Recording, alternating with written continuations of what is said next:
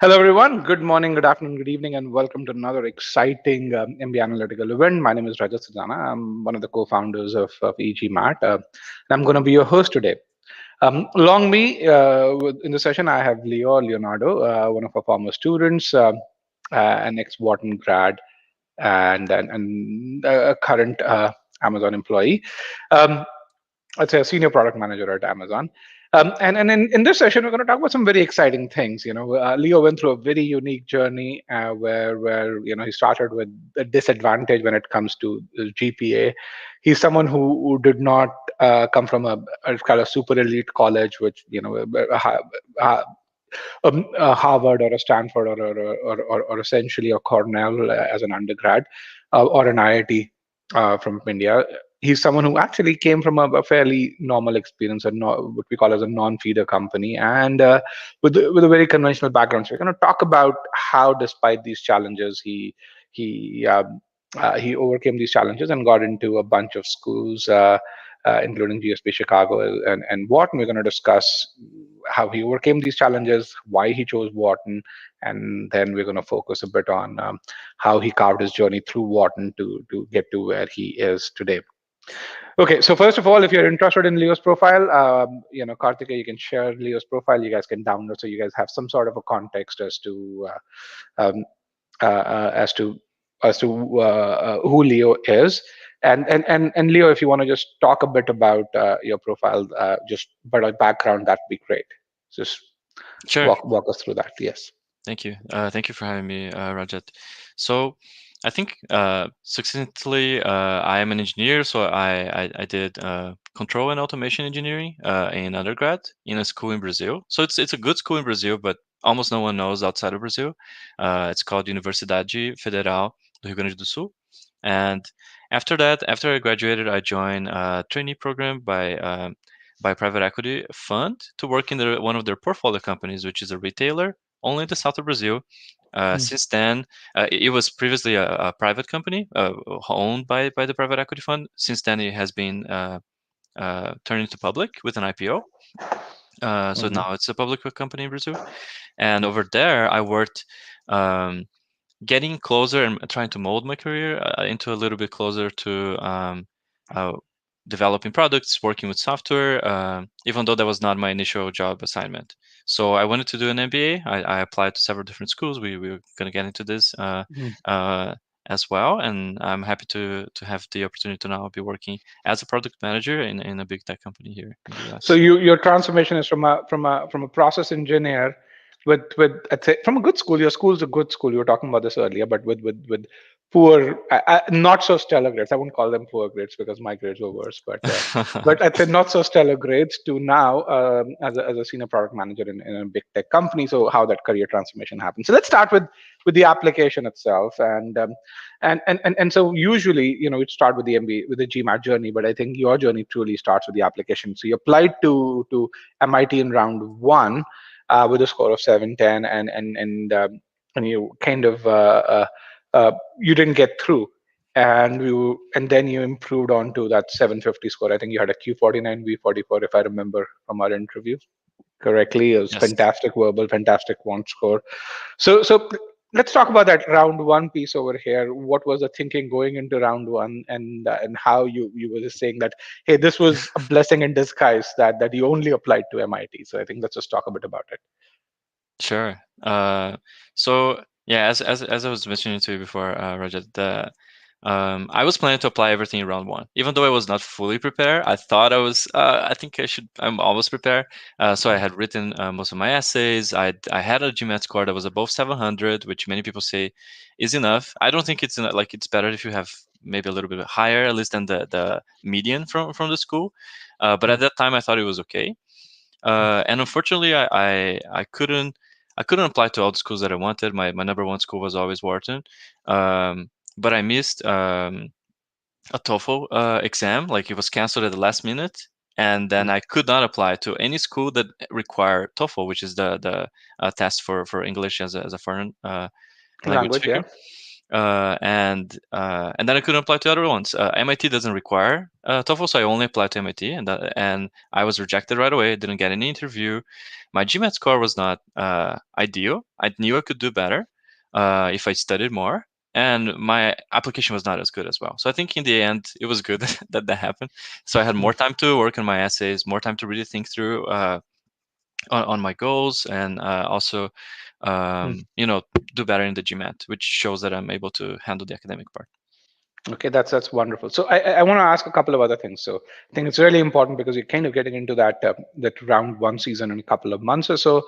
So you applied to MIT. Now, did you start working on the GMAT right after that the first session ended, the first application round ended, or did you wait for a rejection from MIT before you started working on improving that GMAT? I think as soon as I got as soon as I finished my application, I knew I still wanted to apply to the other schools. So it's not Mhm. like, oh, if maybe I'll get accepted and then I'm not even going to apply. I wanted to get into Wharton, so I was already thinking I Mhm. have I think I had like 11 or 12 weeks. So I Yes. thought, okay, I'm going to take 1 week break. And on the second week, even before I know what is the result for MIT, I'm going to start studying. So every Mhm. weekend, I would take one of the days, either Saturday or Sunday, and I would spend 6 or 7 hours doing a full GMAT test. At that time, it was a little bit longer. It was in 2017, I think that's Yes. when I was Yes. applying. Yes. So and I was also trying to study with any extra time that I would have during the week. I was having like 60 or 70 hours Mhm. work weeks, Mhm. but if I had 1 hour extra in any day, I would just try to go through a few very specific questions, mostly using e-GMAT Scholaranian, Mhm. just to try to focus on something that I had missed on the previous mock exam that I took. So I know it's been quite some time, but you had this. If I remember, and again, your this was one of the this was when I still conducted interviews myself, and I had the time, and I missed those times, by the way. But I remember you went from a Q45 to a Q49, and I don't remember what you also improved like 2 or 3 points on verbal to a V44. So do you remember what what are the areas that you had to work on to improve to a 750? I mean, would how did you get that improvement in quantum verbal again, if you remember at all? Yeah, I remember most of it. I think I had Q40 Q46 when Mm, in my first test, and then I mm, improved to Q49. I think a lot of it was like very specific kinds of questions. I think I just needed mm, more practice into some number properties and a few other things. mm, Um, and for verbal as well, it's just more practice really. Like for sentence correction, I think I got all the questions in my second GMAT exam. I think I got all of them correctly. I think mm. for the what is the name of the one? Reading comprehension. I think I got It all of them is. correctly as well. So uh, I think what I mostly focus on were on the few ones that I was still making a few mistakes, and I knew I made a few mistakes on my first iteration. And Mm. then every time I would know that, oh, I need to focus more on geometry. I need to focus more on this specific kind of a logarithm, and then I would just focus on that for that week. And then maybe if that shows up in the next exam, I will see if I do better. So essentially, you're looking at analytics, data, again, truly practicing what you wanted to do on the GMAT and iterating from there. And which, if you are at 17, that's what you need to do. You need to create those hyper-specific improvement plans to do that. So that's wonderful. So let's kind of talk about so you uh, uh, so let's talk about your overall career strategy. Okay.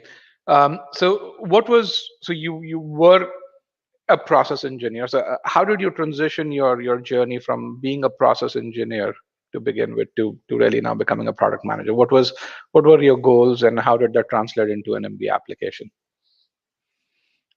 So I think at the time I joined, I graduated from engineering school. I didn't really know what a product manager was. I Oh, knew yes, that. I think that was the other question. Did you always inspire to be Oh yeah. or aspire to be one?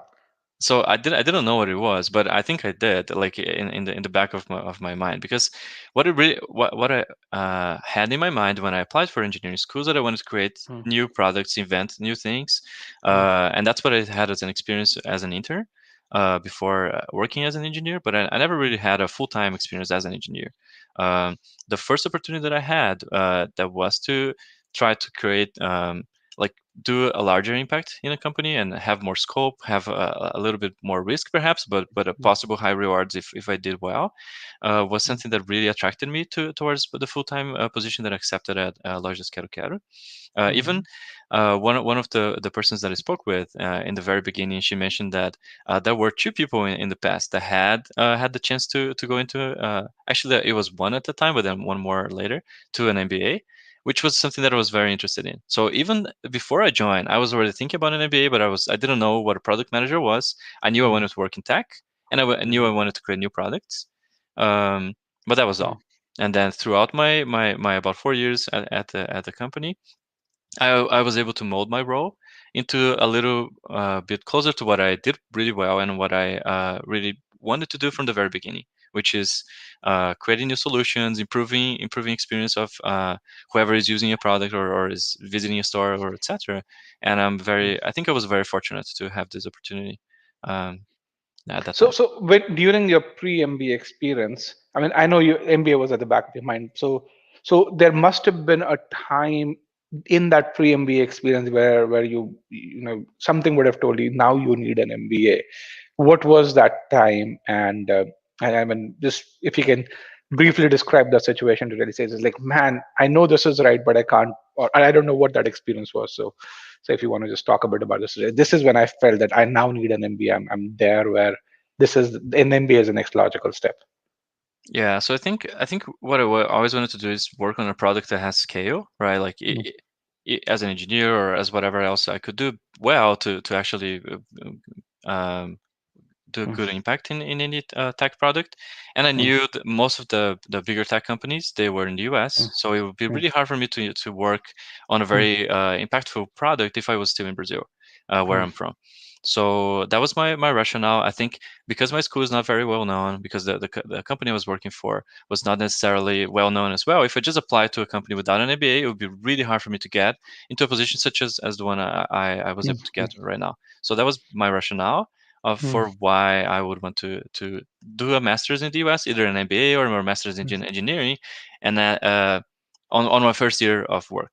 And as I kept working, and I knew that mm, my skills were actually more on prioritization, more mm, on working with other people cross-functionally. That's much more related to what a product manager position is, mm. and MBA would be more appropriate for my situation. Okay. Is that clear? So let's kind of then translate this to really say, you already had the idea that you wanted to be someone, which then you didn't know what a product manager did, but you said, I want to be able to do this. And a product manager does many of those things. Okay, so you had that vision, you had that work where you were building products and solutions.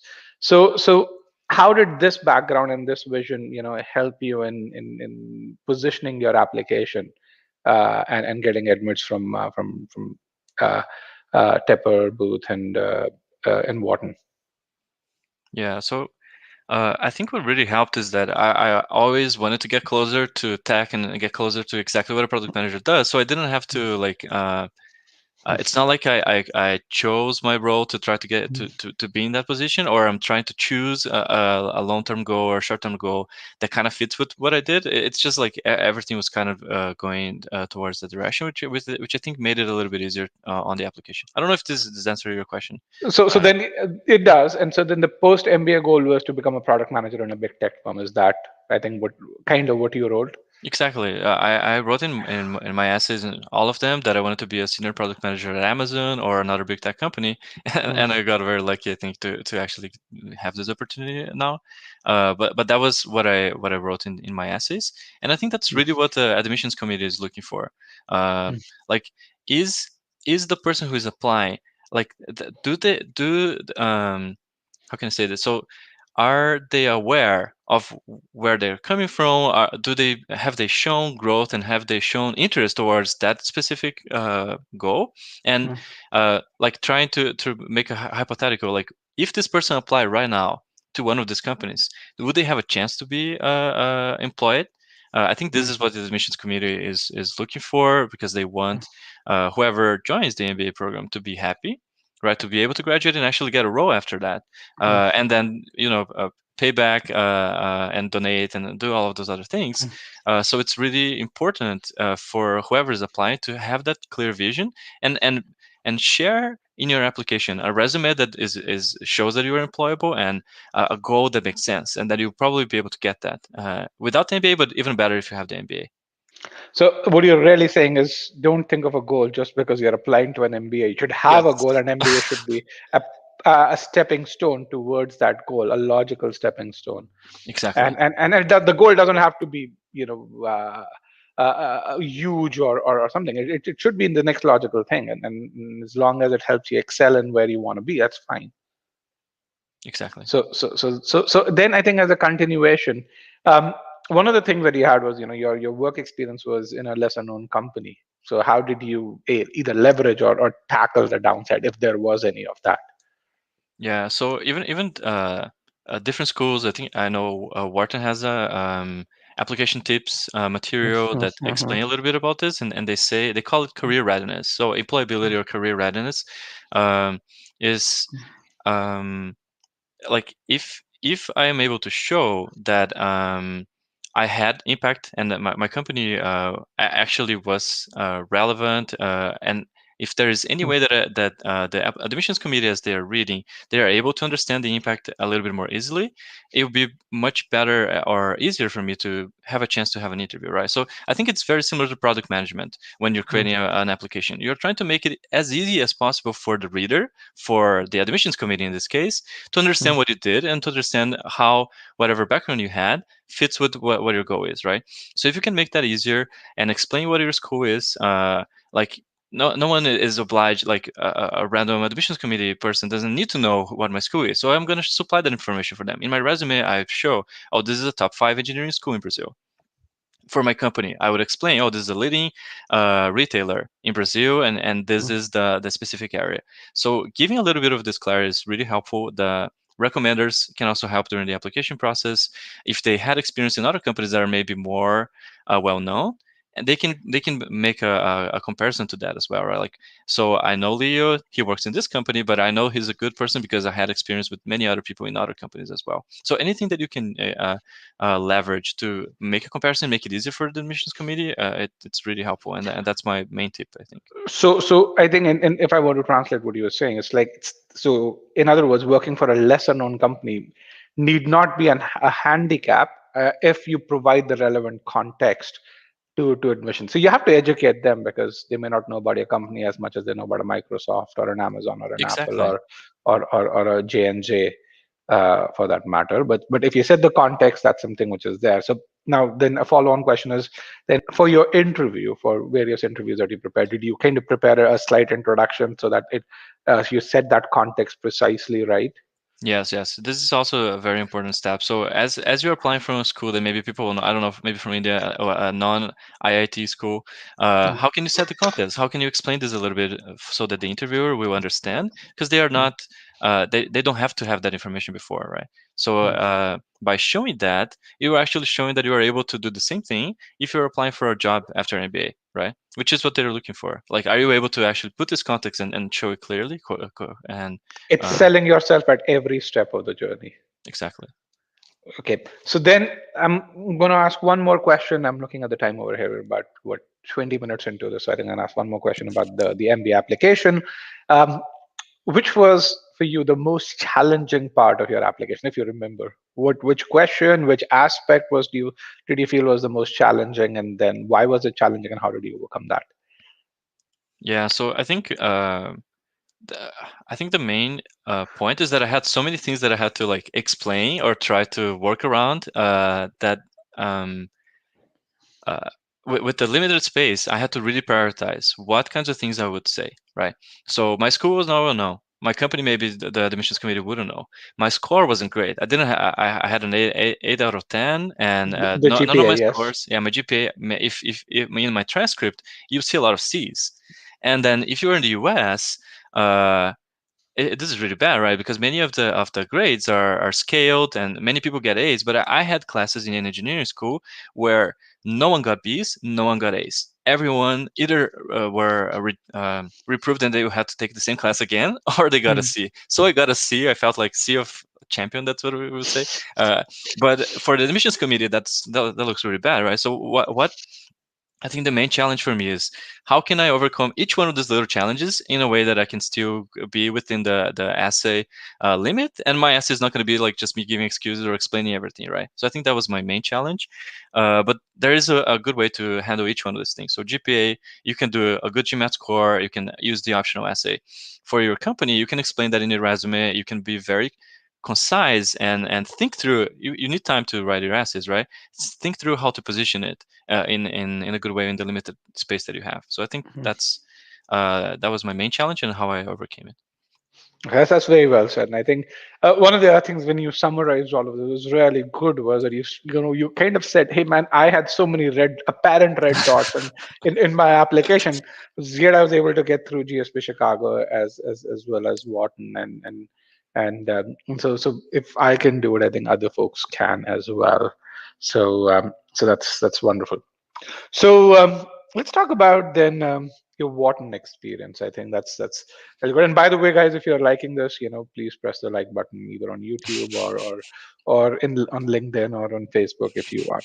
So how did Wharton prepare you uh, uh, for for uh, uh, for the role that you are in right now?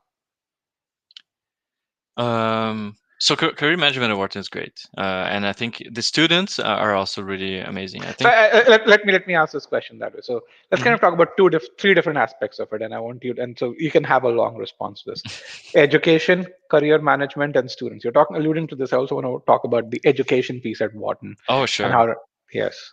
Yeah, so I think education is really important as well. I think I never had any business class before joining Wharton, so that was really essential to really have the fundamentals and to get into specifics in what I was really interested in. I took a lot of classes that are related to what I worked on before, so in analytics, in uh, data-driven marketing, um, a lot of different classes that also get into details on how startup companies work, how larger companies work, how to scale operations, how to build a product, which are things that I did, but I didn't really know the theory behind it and like what are the best ways to handle it, how to negotiate, how to deal So Leo, can with you can different you teams. add a couple of examples? I mean, one case that stood out to you that you did. I know I like to ask specifics, but can you get into one or two of them that really kind of hit the thing for you?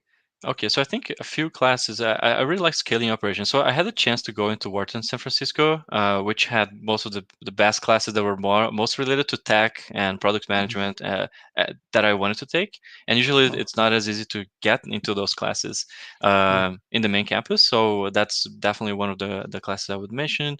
Uh, there's also another class that is basically probability models, apply probability models in marketing, which is another one that I was able to take. Man, I And want to then take that class. I want to take that class, but carry on.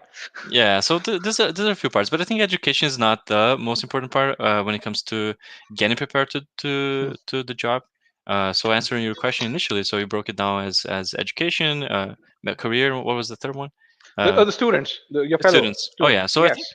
I think the fellow students, if they had opportunity to work in companies you were interested in. So I was Mm, really interested in startups. I was really interested in big tech companies, even a mm, little bit more so.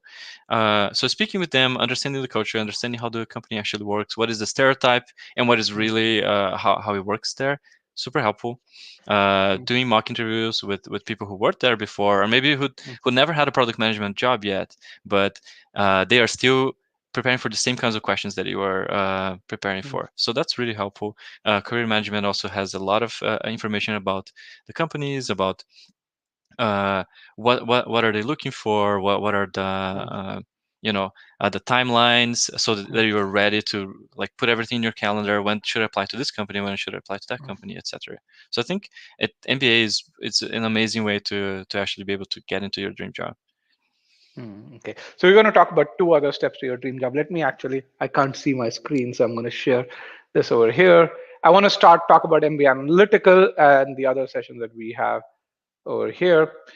So we are almost in the 60% mark in the session. So we have some fantastic upcoming events for those of you who are going to be joining us. We have next Wednesday. We have an event on how to write a compelling MBA application for Anderson, another school that I think has a lot of people going into product management. over there. So Sankalp is going to talk about this. That's Wednesday. That's 9 p.m. IST, 8:30 a.m. Pacific time, which is the same time as this. So if you're not registered for that one, register for that. He is also a product manager at Microsoft. Presumably, he's probably living 20, 30 miles away from you. Uh, well, I don't know. You're in San Francisco, right, Leo? I'm currently in Pennsylvania where I'm working from home, but I Okay. will go to Seattle very soon. Okay. So Um, he probably will be close to you. And yes. then we have, if you want to get that high GMAT score like Leo, 750, we have two webinars, one on sentence correction, in which we're going to talk about the meaning-based approach, the same approach that Leo learned. We're in the next generation. Leo was in the second generation of that. We're now in the third iteration of that meaning-based approach. So that's on Saturday, the 19th of June. And then we're going to look at how do you solve remainder questions in number properties. So again, this is what I call as the basics to boom webinar, which where we go from the very very basic questions to the most challenging remainder questions that you can get on number properties. So again, you can register for these webinars and again attend them. With that, let's come back, Leo, and let's talk about your journey at Wharton, which is your internships. You did two internships at Wharton, which is kind of unique. Most people do just one internship between the first and second year. So describe the two internships and how did they prepare you for the role that you currently are in, or if they did, what did you learn from those? Sure. Um, So I think I never had the product manager role, right? Like even though I had the opportunity to work and I launched Mm, different products. I launched 4 different products in my mm, time in Brazil. I never had that role, and I never worked at a tech company before. It was a mm, retailer previously. So I think I really wanted to have that experience to work with people who knew how it was to work at a tech company or at an actual tech company, startup or a larger one. And I think mm, I had that opportunity during the internship. That was really my main goal. I wanted to know how it is like to be a product manager, how it is to mm, like to basically to validate my assumptions. Like, is this really what I want to do? And it mm. was, right. I had a great time. Both of my managers were great in both companies. Great teams. Um, So just to, so to add the detail, first one was mhm. Johnson and Johnson, that was the full-time 3 month internship, and the second one was Firefly, that was a part time. But how long was that?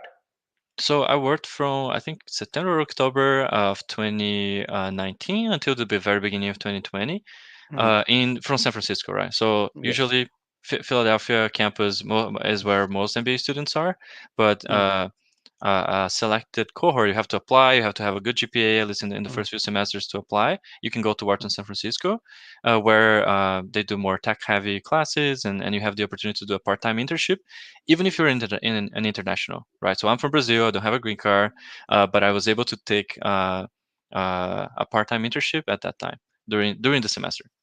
okay, and we talked about this, and thank you for that. So, and this is a good ways. First of all, there's a flexibility that you can take. You can do two, possibly three. I did about four internships during my MBA. So yeah, I put a down payment for a house right after I graduated. So, but those internships come at a cost of a couple of credits. That was the case for me. Was it the same hmm for you? It was against this, not the primary one, but the second year internships were against some credits or so. Yeah, but it's fine. I mean, It's fine. Yeah, I I think still it's I still did the maximum amount of credits that I could, and I took all the classes I wanted to take. I was very happy with that. I graduated with 4 majors. It's fine. that's wonderful. Yes.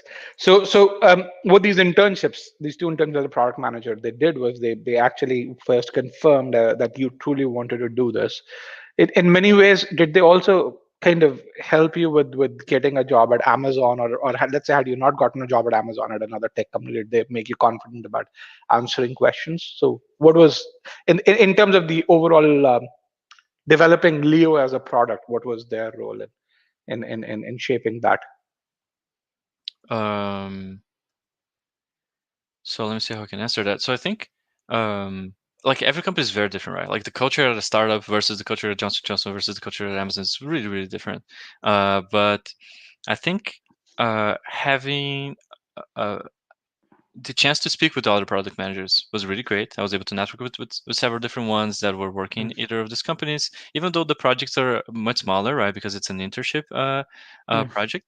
Having this participation into you know uh, regular meetings, even for projects that are a little bit more longer term than what I was actually able to participate, is really helpful to actually put everything into perspective, to be able to explain more about um, uh, what I was actually did prior to the MBA, and relate that with the product management vocabulary. So I think that really helped in my interviews. It was honestly tough initially to get my first internship in the summer. Um, but as soon as I was able to get that first internship, I was able to get several different offers for my for further part-time internships. But I had to choose what would be best, and really not continue in my last semester, so I could spend a little bit more time with my colleagues. But I think it really helped a lot. Also to put a little bit more of a pedigree, let's say.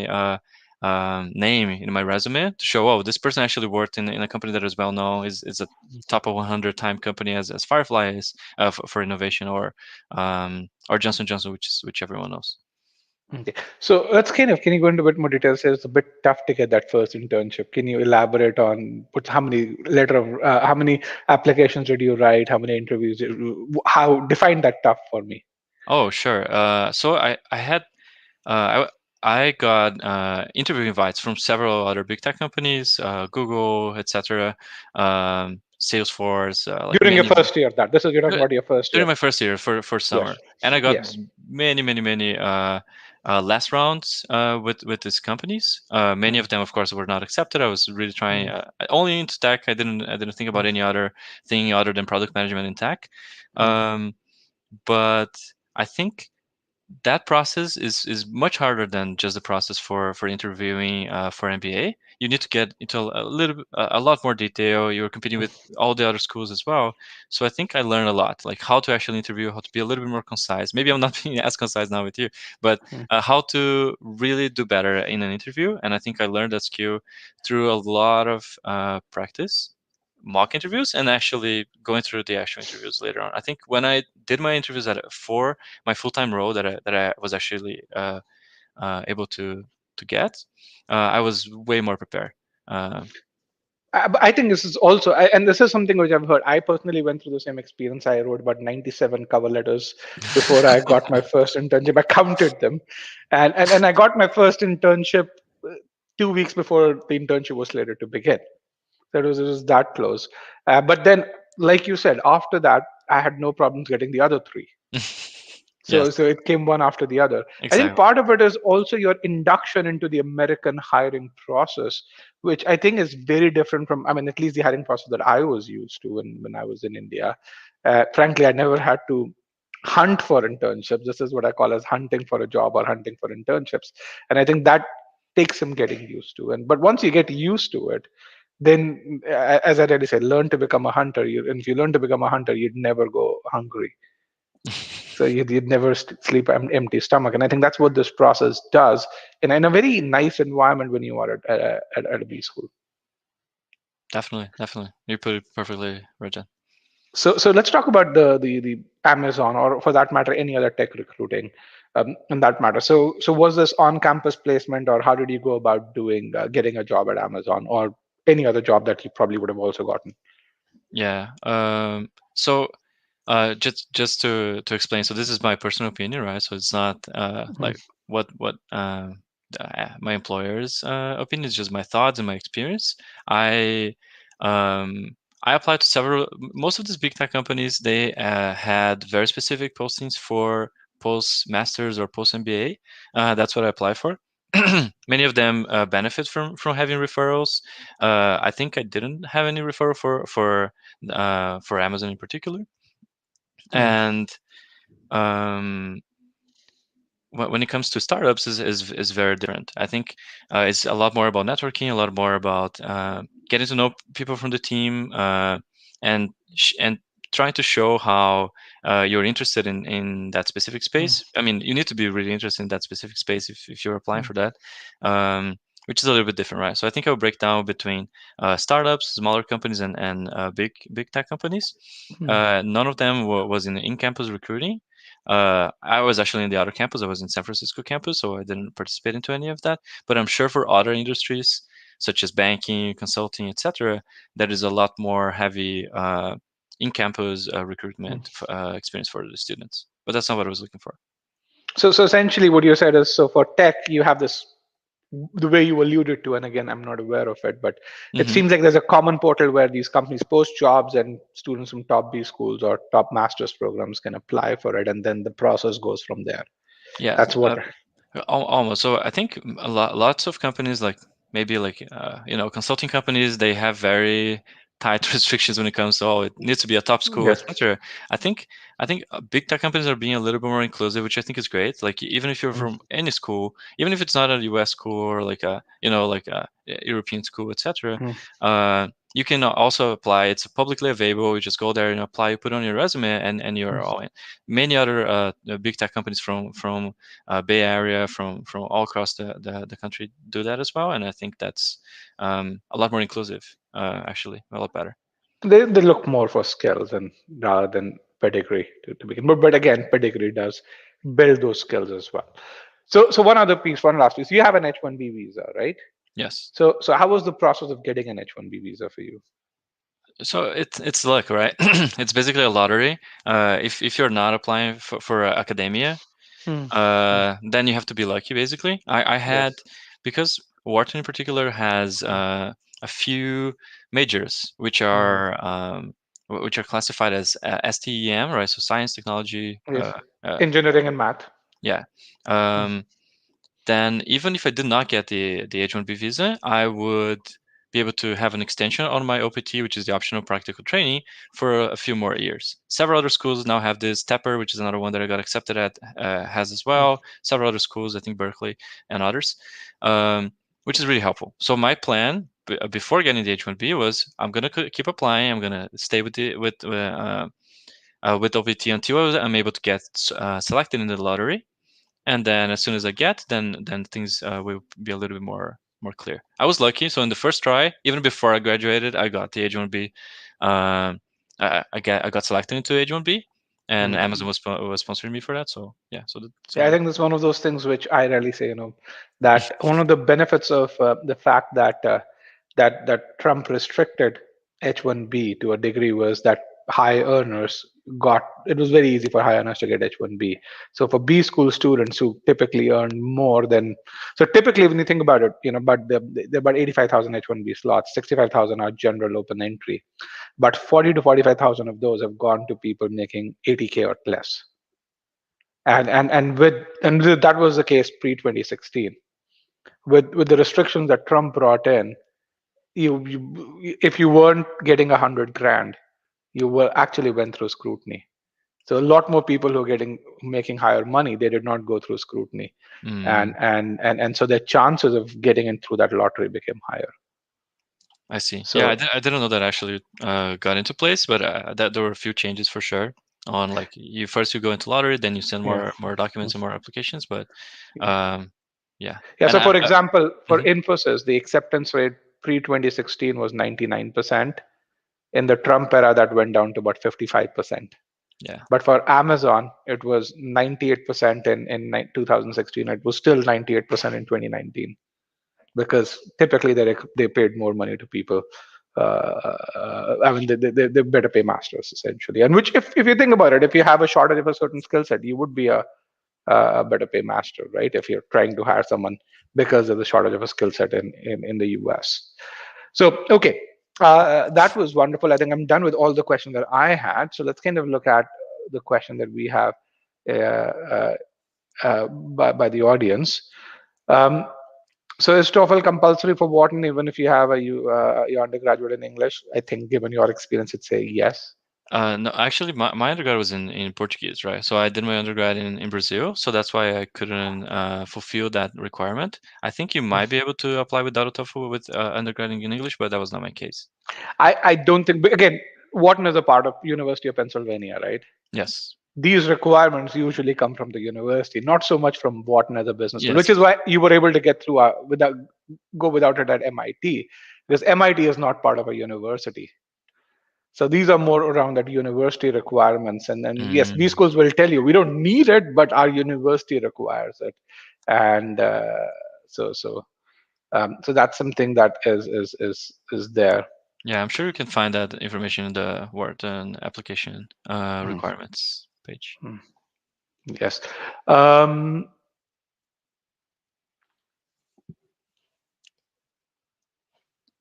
So here's an interesting. This guy Dhruv says I have a GPA, an average GPA, and 2.5 years of work experience in sales and food industry. He wants to do finance by studying a master's or an MBA. He's done CFA too. I think that's what he means to say. What would you recommend someone who's doing this, which is working in food industry, working in sales and food industry, and wants to transition to finance? How should that person plan his or her career? I mean, I think it really depends, on the details. It's not something that I'll be able to like advise or like now. But I think showing that you have interest, like many of my colleagues at Wharton, they did career transitions as well, like much larger than the ones that I did. Um, and a Mm, lot of their application or their work was really mm, showing that how can you show that your interests even in your position that you have right now, like what mm, kinds of projects are you doing that are related to finance, that are related to things that you are working on, like doing mm, this the CFA, passing that shows interest into that. But how can you show to the admissions committee that you have any chance to get a job in finance? Like what kind of finance job are you looking for? mm, Is it like banking job that is very related to sales and have a lot of skill sets that you have in sales that will be mm, applied to that, or would be like a crunchy numbers private equity job, which is very very different. I think having it clear how your profile is related to your whatever goal you have is really essential, and it needs to be credible. If it is not, then it's really hard for you to make this case um, that you So can I make think the transition. that's a great response. So what you really say is, hey, you have the CFA, it seems you have the skills. Now apply those skills in your current job. Do a couple of projects. Even though you may be in sales, you can do a couple of projects related to finance and sales, and to show that you can do that skills. Now the kind of projects you do should depend on, as you alluded to, what kind of work do you want to do in the future. And again, you should be able to kind of create that story. And if you do those projects, I think one of the benefits is they'll show up in your LOR, which again would make it more credible. Exactly. So Yeah. yeah, that's a great point. Yeah. Um, and I think it's kind of as you can allude to this. Do certifications help? I think they help you kind of do these projects. They put credibility in your current experience to do these projects. I Yeah. think, Yeah. but you need those projects. I think so. Of course, it is depends company by company. I was very fortunate that my company allowed me to mold my role and do a little bit closer. I'm sorry. Uh, to what I was really interested in. Mm, But you have to show that you are interested in doing this, that you have the ability to do it, right? If you take on more responsibilities, like even not changing your role, but you start working closely to mm, the team that does the kinds of things that you want to do, mm, you have a much more credible mm. application. Okay. All right. Let's look at this. Let's talk about this, and this is something which is not for you in personally, but I mean, you may have seen people in your class who had more experience. So, first of all, is that viewed negatively with this for a tradition as a decade of experience that viewed negatively? Um, and so, how do you? I mean, how many candidates did you have, or how many classmates did you have who had like a lot more experience than you did, and if you remember the kind of experience they had, and their Yeah. reasons for doing an MBA? So several of my classmates had. So I think usually the published statistics are median, right? So even if Hmm. you have most of students, depending on several background circumstances, they have like 3 years of experience, 3.5, maybe 4. That's Hmm. like I don't know, maybe 10, 20%. I don't know. It probably depends on the school as well. And many applicants are between the 4 to 6 years. And then we have another small amount of students who have 7, 8, 9, 10. They don't publish the average; they publish the median. So you cannot really see that information in the regularly public information from the school. But getting into a little bit more details on what I experienced, many of my colleagues had 10 years of experience. Many of them were in the military. Many of them were did several work internationally in several different companies, even within the same company, and they were able to progress in their career. Um, I don't know if it is seen negatively or positively by the admissions committee. I don't have the information. I never worked for admissions, but I can say for sure the data that I could see is that there are many of my colleagues had more experience. I wouldn't give up on applying to an MBA program just because you have more experience. And um, if you're thinking about executive MBA versus regular MBA, then you probably have to dive a little bit deeper into that. Yeah, I think for Wharton, the executive MBA, you need to be company sponsored first of all, and you need to be continuing in the same role. If you're looking for a career change, you have to do a full time or a part time MBA. There's this, or full time more so than a part time. But I think the piece which is there is you have to again answer the same questions that everyone has, which is why MBA now, and how are you going to get an ROI out of this MBA at this late stage in your career? And like Leo said, some people actually need to work for that long. So in military, for example, before you can be relieved. So for some of them it's a natural progression. Others have a recognition at a certain point in their career, and that's true. And I think those people, it's not that there's something negative about it. Those people do provide a certain kind of value in class discussions with the kind of networking they bring in. So I think that's still very valuable. It's just about positioning that application right. Another thing that a lot of people really look at this and say that where they misinterpret the data is they say, okay, there are probably 10% or 15% of the class that's upwards of 10 years of experience. What they don't look at is, hey, what percent of the people apply that have 10 plus years of experience? So what's that Yeah, selectivity amongst that group? So exactly. so Yeah, so and I don't have that data, right? Like none of us have this data, so we yeah, cannot really tell. yes. So what's a good GMAT score? I mean, how did you at your end gauge? So I think that's kind of this question. Is 730 considered a low score? So how did you at your end said, okay, 750 is good enough, 710 is not good. So what was for the schools that you were applying to? Yeah, so I think even if I did improve my score, I would probably still apply in round two for Wharton and all the other schools that I wanted to apply for.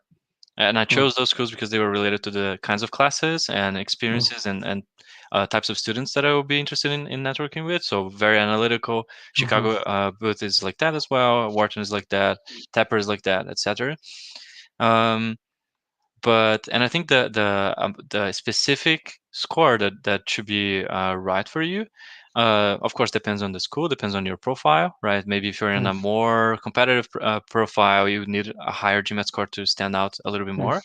Um, yeah, but I would personally, because I didn't have stellar grades, I didn't have a lot of shiny things in mm. my profile. I wanted to stand out at least on this, so that's why I aimed for more than the median, and I was able to go to get a higher score than the median of all schools in the world. So I was very happy with that. It is you've got to decide what role should the GMAT score play in your application. Is it pushing your candidacy? Is it just being good enough because you have other aspects that can push your candidacy? And so in your case, you wanted the GMAT score to push your candidacy, and Yes. which is where you went for that 750 score. It was what 22, 23, 24 points above the median score at Wharton.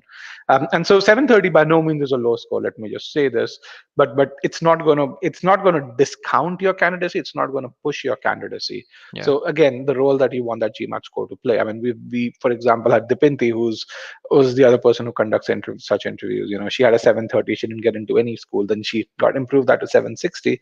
She got into Tuck, which is a higher rank school than all the schools that rejected her early on, and she got into Tuck with scholarship. Similarly, you see Ayush's story again, very similar to your story, where with 710 he got waitlisted by Ross in Columbia, and then he improved that to 750. Didn't even apply again, updated that score, and both the schools admitted him with scholarship. I mean, think about it: wait list to an admit with scholarship. So, and we've seen many such examples happen over here. Okay. I think I'm going to take one last question, which is, I think this is a good question, which is that Harshita is saying that, hey, I'm learning a bunch of things. What can I do to improve my profile? Leo, you want to take on this and you want to Sure. put your take in this, and then I can Sure. talk about it. Yes. I think, I mean, I'm an engineer. I'll be very specific about this. I think you have to apply. Like, it doesn't really matter um, for you to know a lot of different things if you're not able to put that into practice. So, what can you do in your current role, or even outside and like extracurricular, even a startup idea where you can apply this into like impact to others, right? Like in a company or in a volunteer experience or something like that. Deliver outcomes, essentially use the knowledge that you have and deliver outcomes, and that's something which exactly, I mean, so this is something that we do at within e-GMAT as well, to then say the fact that you know something is not as useful. In fact, if you know something and you worked on it on our time, then hey, you use the money that we pay you for, but you've not delivered an outcome. So in a way, it's kind of a negative cash on us, but really, if you delivered outcomes based on it, then that's incredible, because that shows fortitude, that shows initiative on your part, and that does separate you from others.